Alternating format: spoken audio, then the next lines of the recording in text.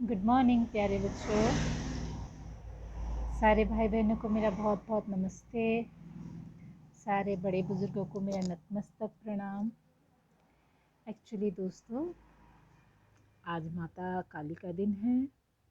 हमारी माता का आज वो रूप है जिसके बारे में मैं आप सबसे ज़रूर कुछ बात करना चाहूँगी।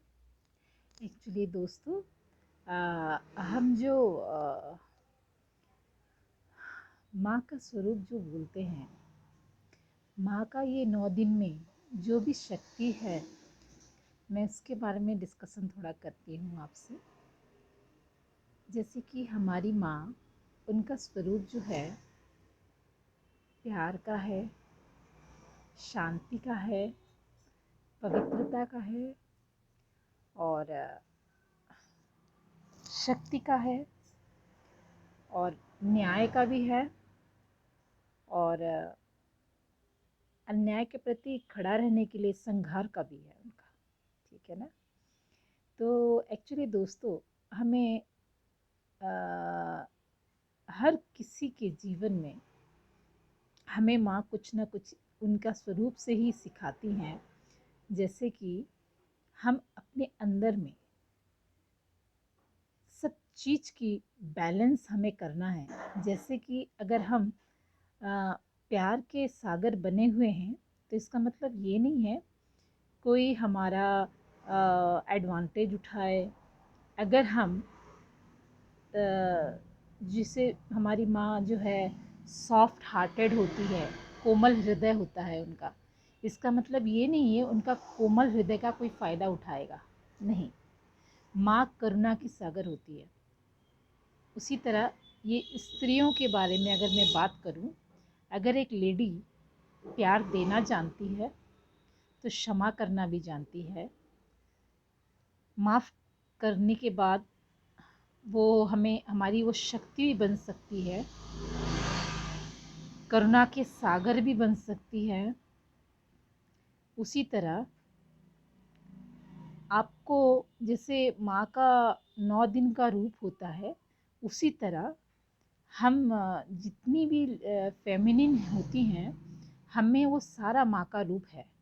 जैसे कि ये नहीं कि कोई हमारे अगर अच्छे संस्कार हैं तो माँ ये नहीं बोलते हैं अगर आप पे कोई अन्याय करे तो आप उसको बर्दाश्त करो। दरकार पड़ने पे आप स्वयं माँ काली का रूप धारण करके भी आप वहाँ पे जस्टिस कर सकते हो अपने लिए। ठीक है ना। तो ये माँ का जो 9 दिन का रूप है, शांति से भरा हुआ, प्यार से भरा हुआ, ममता से भरा हुआ, करुणा से भरा हुआ, शक्ति से भरा हुआ, विद्या से भरा हुआ, लक्ष्मी स्वरूप से भरा हुआ, निर्मलता से भरा हुआ। उसी तरह माँ काली का भी जो रौद्र रूप होता है, कहीं ना कहीं हम सब नारियों में होता है वो रूप। जैसे कि अगर हमारे साथ कोई अनजस्टिस भी अगर होता है, तो ये नहीं कि हम कोमल हृदय के हैं, हम बर्दाश्त करें। तो हमें वो फैसला लेना, निर्णय लेना और उसका सामना करना भी हमें आना चाहिए। ठीक है ना। बस ये छोटा सा आपको इनडायरेक्टली बता रही थी, जिससे कि अगर हमारे अच्छे संस्कार हैं, हम कहीं एडजस्ट कर रहे हैं, इसका मतलब ये नहीं कोई अगर हमारे साथ अनजस्टिस करे या गलत करे तो हमें वो भी बर्दाश्त कर लेना चाहिए। हमें ज़रूर उसके खिलाफ आवाज़ उठाना चाहिए। ठीक है ना। तो ये मेरी माँ का, हमारे माँ का ये स्वरूप जो है हम लोगों को कुछ ना कुछ सिखाता ज़रूर है। तो हम जब अपनी पूजा भाव, भक्ति भाव से, प्रेम भाव से माँ को बुलाते हैं इन 9 दिनों में, तो हमारी माँ का सारा भाव जो है एक शक्ति के रूप में हमारे अंदर समर्पित होता है, जो कि हमें इसे बस समझना होता है। अगर इन सारे भावों में से अगर एक भाव हम में कम हो जाते हैं तो हम संपूर्ण नहीं हो पाते हैं। तो उसी तरह हमें करुणा भी रखना है, ममता भी रखना है, प्यार भाव रखना है, ब्लेसिंग्स देने की भी हिम्मत होनी चाहिए हमें, और सब बर्दाश्त करने की भी हम में कैपेसिटी होनी चाहिए, और संस्कार भी अच्छे होने चाहिए, और दरकार पड़ने पे कोई गलत चीज़ का सामना करने की भी शक्ति हमें होनी चाहिए। तो इससे हम समझ सकते हैं, ये सारी चीज़ों से माँ का स्वरूप से हम समझ सकते हैं। आखिर माँ धरती जो है, दरकार पड़ने से वो जितना आपको समझती हैं, आपको जितना प्यार करती हैं, और अगर उनके साथ अगर अन्याय होगा तो वो ज़रूर पनिशमेंट देने का हक भी रखती हैं। तो उसी तरह हम सारे बच्चों को, हमारे ईश्वर के जितने भी बच्चे हैं, हर किसी में ये शक्ति होती है, बस पहचानना होता है हमें, हम कहाँ इम्बैलेंस हो रहे हैं, बस उसको आप संभाल लीजिए।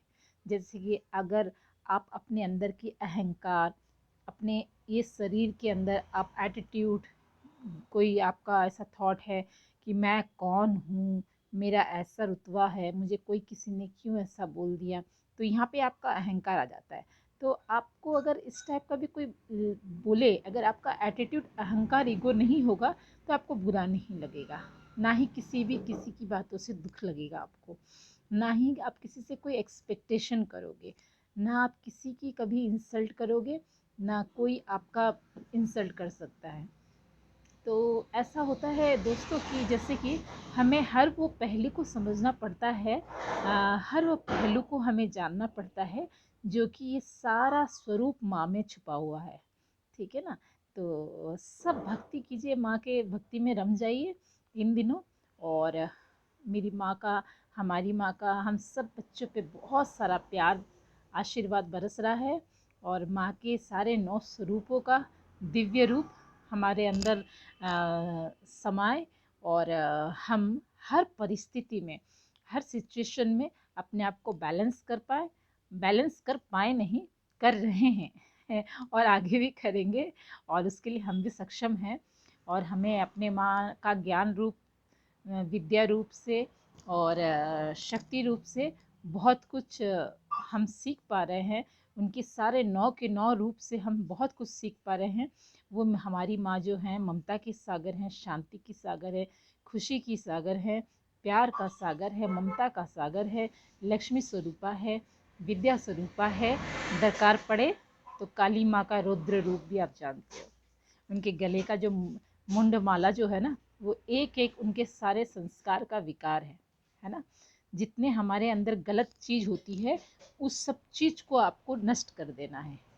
आपका अहम, आपका क्रोध, मैं कौन हूँ, मुझे इसने क्यों ऐसा बोला, मुझे उसको ऐसा नहीं बोलना चाहिए था, तो ये सारी जो चीज़ हमारे अंदर की जो विकार होती ना, अगर हम सिर्फ अपने आप को एक पवित्र शक्तिशाली आत्मा ही समझे, हमारा ये शरीर तो नश्वर है, ये कुछ नहीं है, अगर यही समझें तो हमारे शरीर के सारे विकार अपना आप ही स्वयं ही नष्ट हो जाती है, फिर हम शक्तिशाली हो जाते हैं। ठीक है ना?